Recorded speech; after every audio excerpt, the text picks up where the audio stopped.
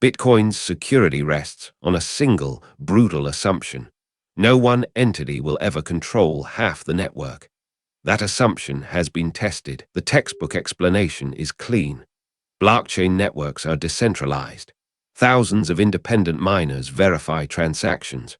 No single actor can cheat the system because the majority always rules.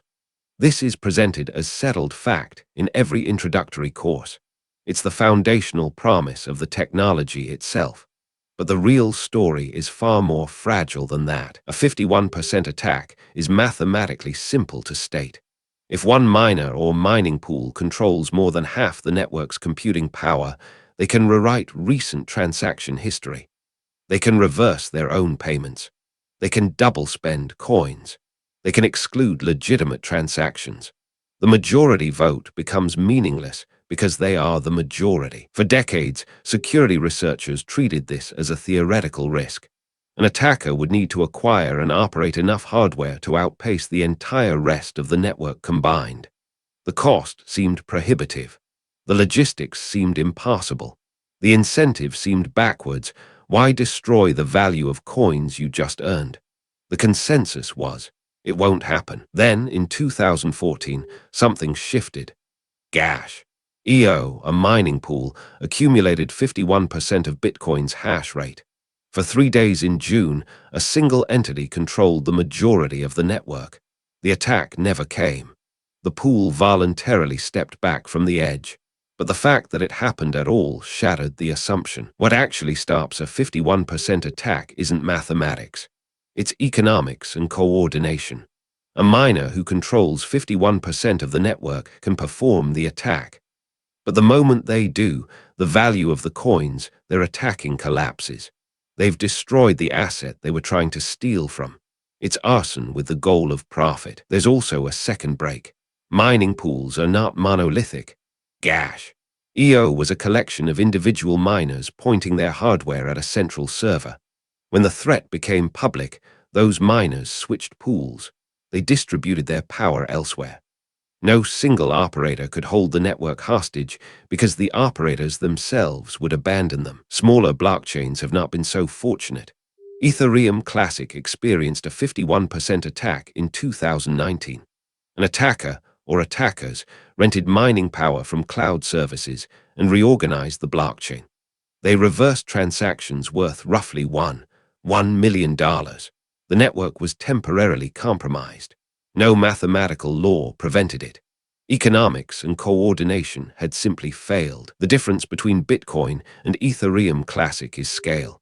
Bitcoin's network is so large that renting enough mining power to attack it would cost hundreds of millions of dollars.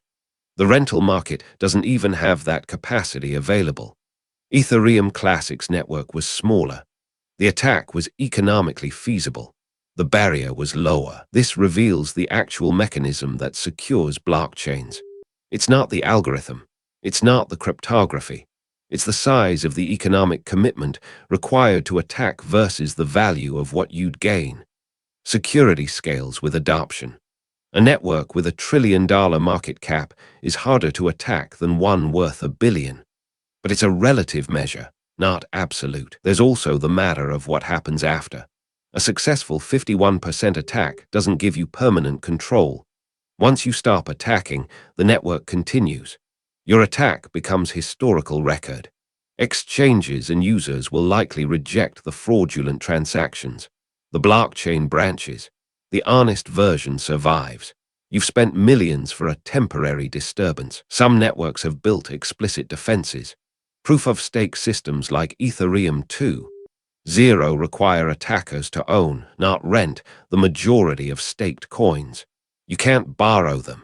You can't return them after the attack. The economic commitment is permanent. This raises the barrier significantly, though it creates new vulnerabilities in different areas. The real story of blockchain security is that it rests on human decision-making, not mathematical inevitability. Miners choose to stay distributed. Users choose to reject fraudulent transactions. Exchanges choose to maintain standards. Developers choose to fork the chain when necessary. The code is the framework, but behavior is the lock. This also means security is not permanent. A blockchain can be secure today and vulnerable tomorrow if circumstances change. If a miner becomes powerful enough, or if a network loses value and becomes cheaper to attack, the calculation shifts. The system is robust until it isn't. It's resilient until adoption falters. The 51% attack is not a flaw in the design. It's a feature of how decentralized systems function. The possibility of attack is what incentivizes miners to stay distributed. The threat is what keeps the network honest. Remove the possibility, and you also remove the incentive structure that maintains security. What we've learned from actual attacks and near misses is that blockchain security is a continuous negotiation between economics, technology, and human behavior. It's not a solved problem. It's a managed one. The Gash EO incident, the Ethereum Classic attack, these are not anomalies. They are data points in an ongoing experiment. The 51% attack remains possible. For Bitcoin, it remains expensive. For smaller networks, it remains a real threat. The system works because of alignment, not because of mathematics alone. That alignment can shift. It has shifted. Understanding this is crucial to understanding why blockchains are neither invulnerable nor doomed. They are dependent. The next time you hear that blockchain is unhackable or immutable, remember Gash. EO. Remember Ethereum Classic. Remember that security is not a property of the code. It's a property of the network size, the attacker's commitment, and the defender's response. It's fragile. It's also, so far, resilient enough. This video is for educational and informational purposes only and is not financial advice. Always do your own research. Subscribe for the next deep dive into the mechanics and failures that shaped crypto. There's a new case every week. This video is for educational and informational purposes only and is not financial advice.